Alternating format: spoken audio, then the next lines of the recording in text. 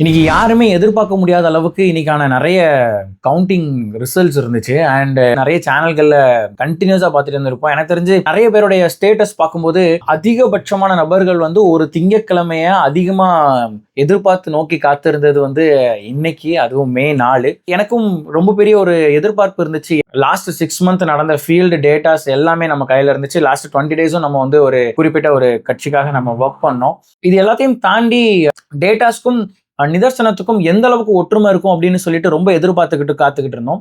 And இன்னைக்கு அதோடைய நாள். உண்மையாவே நிறைய ஸ்டார் நட்சத்திர தொகுதிகள் அப்படின்னு சொன்ன நிறைய இடத்துல நிறைய பேர் மண்ணை கவும் போது அவர்களுடைய தோல்வி அடையும் போது எனக்கு எப்படி தோணுச்சு அப்படின்னா, உண்மையிலேயே நம்ம ஒரு ரியாலிட்டிக்குள்ளதான் இருக்கோமா வேற எங்கேயாவது இருக்கோமோன்ற அளவுக்கு எனக்கு பெருசா தோண ஆரம்பிச்சிருச்சு. ஏன்னா நம்மளுடைய ரூலிங் பார்ட்டியான டிஎம்கே கவர்மெண்டோடைய சிஎம் ஸ்டாலின் சார் அவர்களே பாத்தீங்கன்னா தோல்வி அடைகிறாரு. சோ எனக்கு இதை எப்படி எடுத்துக்க அப்படின்னு எனக்கு தெரியல. ஒரு பக்கம் இன்னொரு விஷயத்துல பாத்தீங்கன்னா, ஏடிஎம்கே நான் ரொம்ப பெருசா நாங்க எதிர்பார்க்கல. பட் ஆனா ஸ்டில் ஏடிஎம்கே ரொம்ப டஃபா ஈக்குவலா டிஎம்கேவோட காம்படிட் பண்ணிக்கிட்டு இருந்தாங்க. அண்ட் இது எல்லாமே பார்க்கும்போது எனக்கு ஒரு விஷயம் தோணுச்சு, நிறைய நெகட்டிவிட்டிஸ் டிவிகேவை சுத்தி பயங்கர நெகட்டிவிட்டிஸ். வெறும் நடிகர் தானே, இவன் என்ன அரசியல்ல கிழிச்சிட போறான், இவனுக்கு ஆட மட்டும் தானே தெரியும், நடிக்க மட்டும் தானே தெரியும், இவன் ஒரு கூத்தாடி, இந்த கூட்டம்லாம் சினிமாக்காரனுக்காக சினிமாக்காரனை பார்க்க வந்த கூட்டம் அப்படின்னாங்க. அண்ட் அதோட முக்கியமா இதெல்லாம் அணில் கூட்டம், இதெல்லாம் ஓட்டா மாறாதுன்னாங்க. ஆனா இன்னைக்கு அது ஓட்டா மாறி இருக்குன்றத நிறைய பேர் புரிஞ்சிருப்பாங்கன்னு நினைக்கிறேன். தனி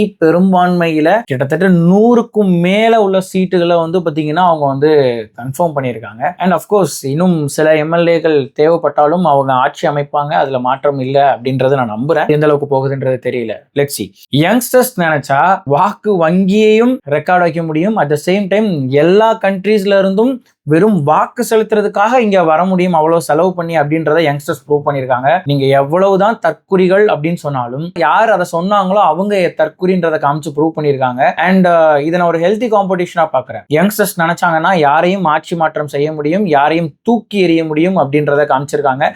ஆட்சியாளர்கள் உங்களுடைய கம்ஃபர்ட் ஜோன்ல இல்லாம மக்களுக்காகவும் மண்ணுக்கான அரசியலை எடுத்து பண்ணீங்க அப்படின்னா உங்களை நாங்க எங்களுடைய ஆட்சியாளர்களா தேர்ந்தெடுப்போம் அப்படின்னு யங்ஸ்டர்ஸ் சொன்னதா தான் நான் இந்த எலெக்ஷனை நான் பார்க்குறேன், இந்த எலெக்ஷன் ரிசல்ட்ஸை நான் பார்க்குறேன். I am so happy because இவ்வளவு நெகட்டிவிட்டிஸையும் தாண்டி ஒரு மனுஷன் தனியா நின்று ஜெயிச்சிருக்காரு அப்படின்றப்போ நான் அதை நான் ரொம்ப ஒரு எக்ஸாம்பிளா இதுக்குள்ள நிறைய விஷயம் நம்மளும் கத்துக்க வேண்டியிருக்கோம் அப்படின்ற மாதிரி எனக்கு தோணுச்சு.